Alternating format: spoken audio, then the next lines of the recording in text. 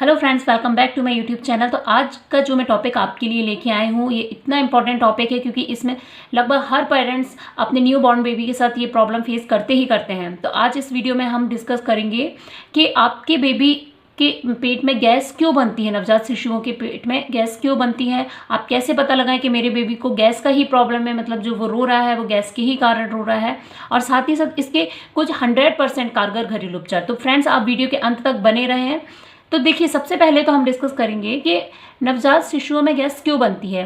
तो देखिए, उसका फर्स्ट रीज़न होता है कि आप जब अपने बेबी को फीड करा रहे हैं, आप सही ढंग से फीड नहीं करवा रहे हैं, मतलब उसकी जो पोजीशन है उसके कारण उसकी लैशिंग भी सही नहीं हो रही है, और जब वो अच्छे से लैश नहीं कर रहा है आपका बेबी, तो वो बहुत सारा गैस भी इंटेक कर लेता है मिल्क के साथ। तो सबसे पहली तो चीज़ होती है कि आप जो मिल्क पिला रहे हैं वो सही ढंग से नहीं पिला रहे हैं।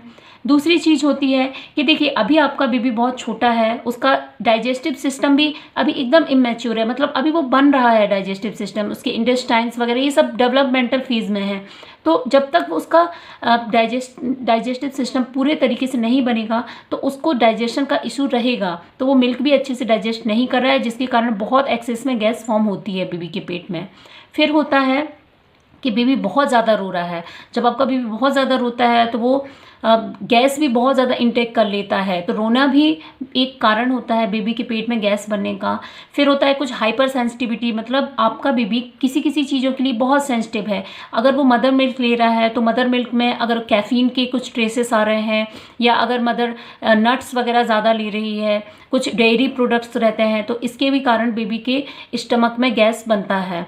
फिर होता है कि देखिए, अभी आपका बेबी एकदम से बर्थ लिया है तो उसके टमी में बहुत अच्छे बैक्टीरिया अभी नहीं बन पाए हैं। वो बैक्टीरिया जो हमारे जो फूड है हम उसको पचाता है, गुड बैक्टीरियाज जो कहलाते हैं, वो अभी उसके टमी में फॉर्म नहीं हुए हैं।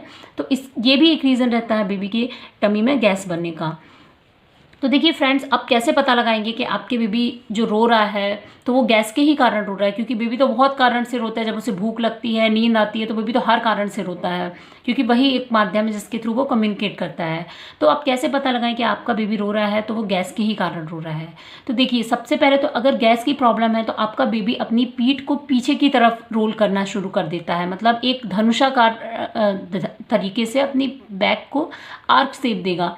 फिर है कि आपका बेबी एकदम से मुट्ठी लगाएगा, मुट्ठी पकड़ेगा और कुछ दम लगाएगा, तो एक ये भी साइन होता है कि बेबी को पेट में गैस की दिक्कत हो रही है। वो कुछ अजीब अजीब सी आवाज़ें, घुर्राने टाइप की आवाज़ निकालेगा, फुसकारेगा, मतलब ये भी बेबी में एक गैस का रीज़न होता है। फिर आपका बेबी रोते टाइम अपने जो पैर होते हैं उसको ऊपर तरफ खींचेगा, मतलब पैर उठा के अपने चेस्ट के पास, छाती के पास लाने की कोशिश करेगा। रोते रोते हो सकता है उसका फेस बहुत रेड भी हो जाए। फिर देखिए, आप अगर अपने बेबी रो रहा है, आप उसको फीड कराना चाह रहे हैं, तो वो ना ही फीड करेगा और ना ही वो सोएगा। तो ये सब लक्षण है कि बेबी को गैस का प्रॉब्लम है और वो इसलिए रो रहा है बेबी आपका। फिर देखिए फ्रेंड्स, सबसे इंपॉर्टेंट है कि आप इसका उपचार कैसे करें, क्योंकि गैस का प्रॉब्लम तो हो रहा है, उसके कुछ घरेलू नुस्खे हैं तो जिसे आप अपना के अपने बेबी के पेट में जो गैस का प्रॉब्लम है आप उसको सॉल्व कर सकते हैं। तो देखिए, सबसे पहले तो जब आप अपने बेबी को मिल्क पिलाएं तो एकदम से प्रॉपर फीडिंग पोजीशन बना के रखिए। सबसे पहली बात तो आपको आपके बेबी को बैठ के ही फीड कराना है।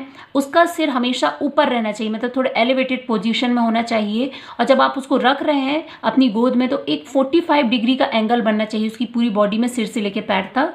तो मतलब उसका सिर हमेशा ऊपर होना चाहिए। तो इससे क्या होगा, आपके बेबी की लैशिंग भी प्रॉपर होगी। जब वो पकड़ेगा मिल्क पीते टाइम तो उसके साथ इनटेक नहीं करेगा वो गैस को। तो सबसे पहली चीज़ तो होगी, आपको अपने बेबी को सही ढंग से फीड कराना है। दूसरा, हर फीडिंग के बाद आपको आपके बेबी को डकार दिलवाना है, मतलब आपको हमेशा बर्पिंग कराना है। अगर बेबी बहुत धीरे धीरे पीता है तो 5-5 मिनट के इंटरवल में आप उसको बर्प कराइए। तो इससे भी जितना उसने गैस लिया है फीडिंग करते टाइम वो उसको पहले ही निकल जाएगा, मतलब पेट तक नहीं जा पाएगा। फिर होता है, आप अपने बेबी को टमी टाइम दीजिए। देखिए, टमी टाइम देना बहुत इंपॉर्टेंट है। आप दिन में 7 से 8 बार कम से कम 2-2 मिनट के लिए पेट पे अपने बेबी को रखिए। इससे एक तो मसल स्ट्रांग होगी, एक तो इसका फ़ायदा रहता है, और दूसरी चीज़ पेट में जितना भी गैस वगैरह बनेगा वो भी उस ईजिली पास हो जाएगा बेबी के टमी से। फिर है कि देखिए, आप बेबी को मालिश करिए पेट में। अगर आपको जब भी लग रहा है कि गैस के कारण रो रहा है तो आप थोड़ा सा ऑयल लीजिए, अगर हो सके तो हल्का गर्म ऑयल लीजिए। फिर उसको आप क्लॉकवाइज डायरेक्शन में पहले घुमाइए, फिर उसके बाद ऊपर नीचे हाथों को रगड़िए, थोड़ा सा उंगलियों के सहारे रोल रोल करने की कोशिश करिए। तो इससे क्या होगा, आपके बेबी के जो टमी में गैस फंसा हुआ है वो बहुत आसानी से रिलीज़ हो जाएगा। तो आप मसाज ज़रूर दीजिए जब भी आपको लग रहा है। डेली मसाज तो करना है टमी पे, पर अगर वो रो रहा है गैस के कारण तब भी आप उसको एक बार हल्के गुनगुने तेल से मालिश कर सकते हैं।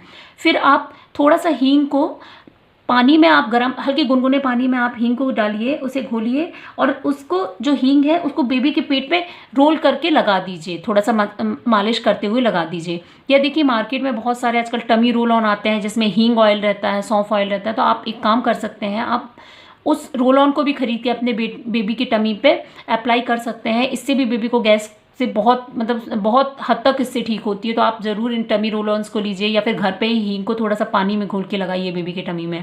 फिर होता है कि बेबी को आप एक्सरसाइज करवाइए, स्पेशली कौन सी वाली, साइकिल एक्सरसाइज रहती है। जैसे हम साइकिल चलाते हैं तो वैसे बाइसिकल वाली जो एक्सरसाइज रहती है, मतलब आप पहले बेबी के पैर को ऊपर ले जाके चेस्ट के पास तक ले जाइए, फिर उसके बाद उस पैरों को नीचे लेके आइए। तो इससे भी क्या होता है कि पेट में जो गैस है वो आसानी से पास हो जाती है।